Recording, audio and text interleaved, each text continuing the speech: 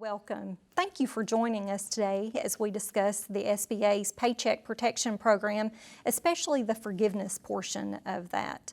I'm Amelia Vance, a regional president with Wilson Bank and Trust, and like many of you, my role over the last several weeks has changed. We have been largely involved in the PPP process and are working to make sure that we have dollars in our communities and get those to you and your employees when they need them the most. I'm joined today by Kevin Sanders. He is our city president of Mount Juliet and is largely involved with the commercial lending process, and glad to have him with me today to discuss the effects of the PPP process, especially the forgiveness portion. Kevin, thanks for joining us. Thank you, Amelia. As you said, thank you to all of our customers here at Wilson Bank and Trust.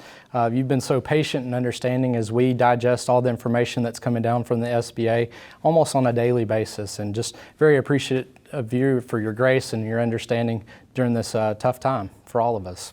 You know, Kevin, one of the things that now that some funds have made it out the door and people have been able to bring employees back or to pay them and keep them on, people are really questioning what that forgiveness process looks like. And, you know, I know we're lacking some specific guidance from the SBA on that, but let's talk about what we do know.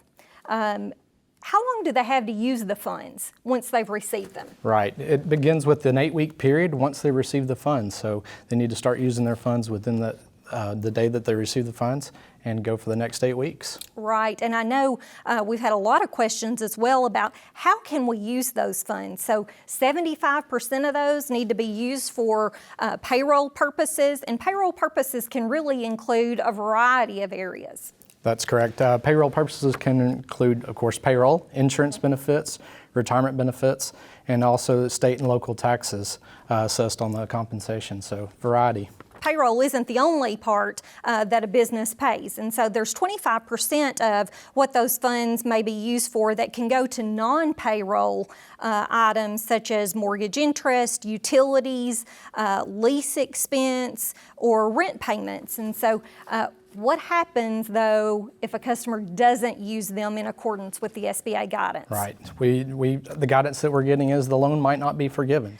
And then for those items that are not forgiven, you know, we have gotten several weeks down the road, let's say, and we've submitted our documents, which we'll talk about in a minute, what you're going to need to make sure you keep track of, but we know a portion has been forgiven. What happens with that portion that's not forgiven?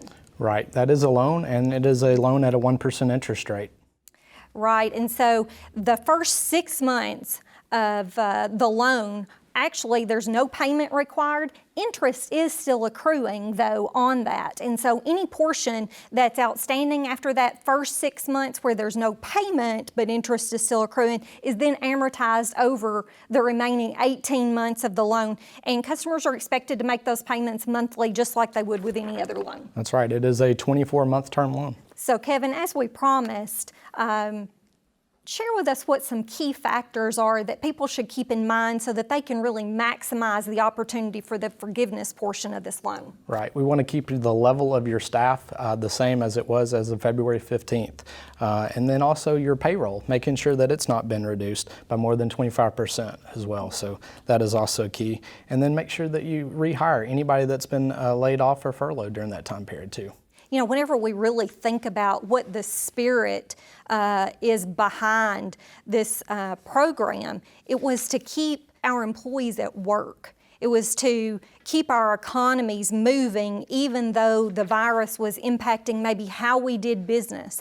And so the purpose is to help keep people at the same amount of income as they were at on February 15th, not necessarily to increase income, in some cases, but to just make sure that the members of our communities still have the opportunity to pay for those basic needs and to continue enjoying the same level that they had been before the virus. That's right. It's just about keeping that payroll. It's payroll protection, just as the name of the loan says.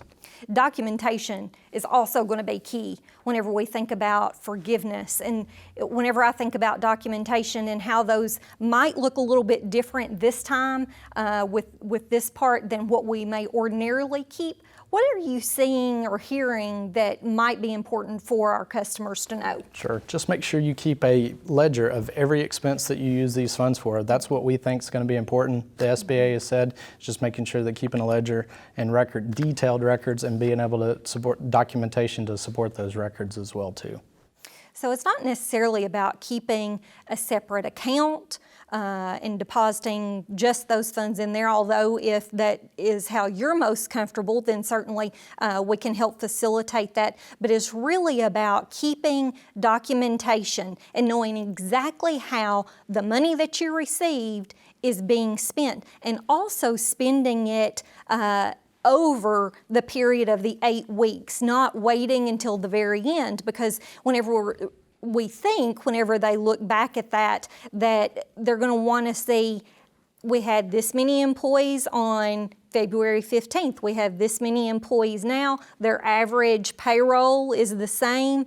We do know that there's going to be some impact to forgiveness if amounts paid to customers or paid to employees are reduced. Tell us how that works. Right. We definitely make sure that it's all about your full-time employees. A full-time equivalent is what the SBA says, the guidance. And we're getting all of this information directly from the SBA and Treasury's websites. Those can be found with SBA.gov and also Treasury.gov. Right. Are great resources for you to be able to get that information on. And for us too, we're checking those every day. We know you have questions and we want to be a good resource for you, but we want to be sure that the information that we provide you is accurate and that you can continue to depend on us as you always have for that accurate and timely information. Speaking of timely, one burning question is, when is forgiveness going to occur? What are we thinking there? I think that's after 60 days of having the loan, then you can apply for it. Certainly, and I know that we have heard that it might be a good idea to think of forgiveness sort of like you think of an insurance claim.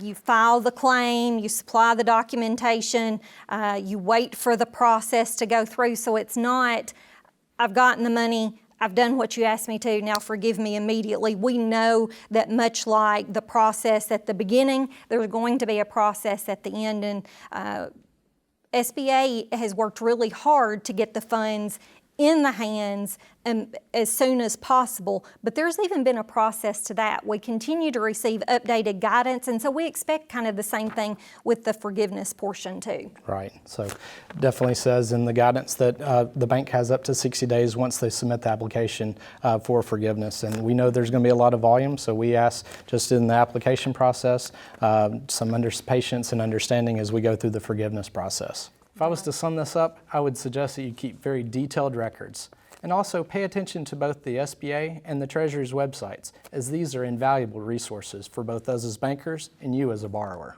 Thank you for joining us today. As the SBA releases more information, we'll share that with you.